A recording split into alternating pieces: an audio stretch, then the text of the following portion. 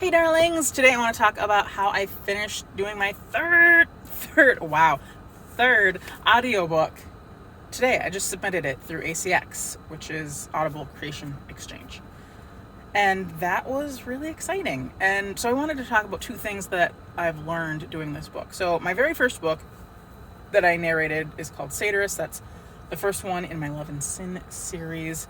And that was interesting just because of learning everything, editing and setup and all of that. It was definitely a huge learning experience. And then I did my second book, which was NLP at Work, not mine. The Difference That Makes the Difference by Sue Knight. And that's nonfiction. And so it was different because you're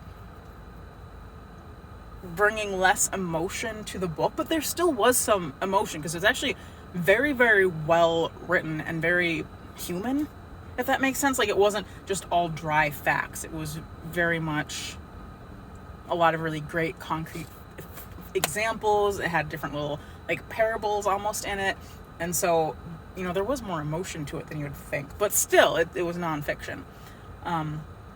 So both of those books were mostly done in my voice, unless there was a different character, except for the nonfiction book. That was pretty much all me.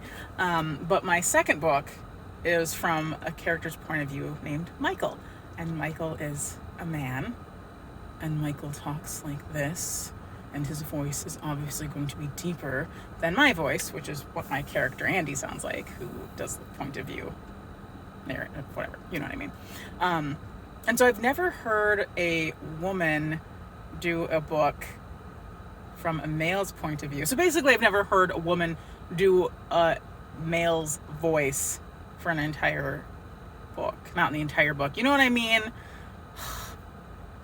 My brain is not working today. Obviously not the entire book because other characters are talking, but the huge majority of the book is a male voice.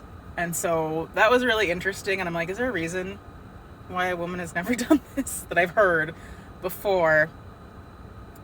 And so there's a dude who has amazing posture. Wow, distracted. So yes, two things I learned about that is, one, consistency is tricky. As I was listening back, I noticed there were times that my voice was a little bit deeper than other times.